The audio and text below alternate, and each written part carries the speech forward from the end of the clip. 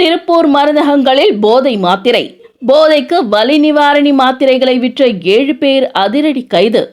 திருப்பூரில் வலி நிவாரணி மாத்திரைகளை போதை மாத்திரைகளாக விற்பனை செய்து வந்த 7 நபர்களை காவல்துறையினர் கைது செய்தனர். அவர்களிடம் இருந்து 200 மாத்திரைகள் பறிமுதல் செய்யப்பட்டன. தமிழகத்தில் அண்மை காலமாக போதைப் பொருட்களின் புழக்கம் அதிகரித்து வருகிறது. மத்திய அரசு அதிகாரிகள் அவ்வப்போது சோதனை மேற்கொண்டு போதைப் பொருட்களை கைப்பற்றி வருகின்றனர். இந்நிலையில் திருப்பூரில் கடந்த சில நாட்களாக போதைக்காக வலி நிவாரணி மாத்திரைகளை பயன்படுத்தி வருவதாகவும் இதனை மருந்தகங்களே விற்பனை செய்து வருவதாகவும் புகார்கள் எழுந்தன. இதைத் தொடர்ந்து திருப்பூர் காலேஜ் ரோடு பகுதியில் உள்ள மருந்தகங்களில் சிலர் வலி நிவாரணி மாத்திரைகளை போதைக்காக விற்பனை செய்து வருவதாக காவல்துறையினருக்கு ரகசிய தகவல் கிடைத்தது.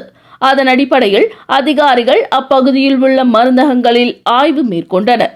சோதனையின் போது கடலூரில் இருந்து வலி நிவாரணி மாத்திரைகளை போதைக்காக வாங்கி வந்து மருந்தகங்களில் விநியோகம் செய்த வேல்முருகன் என்பவரை காவல்துறையினர் கைது செய்தனர். அவரிடம் இருந்து 110 மாத்திரைகள் பறிமுதல் செய்யப்பட்டன. இதேபோன்று மருந்தகங்களில் நடத்தப்பட்ட ஆய்வில் சுமார் 120 மாத்திரைகள் பறிமுதல் செய்யப்பட்டன.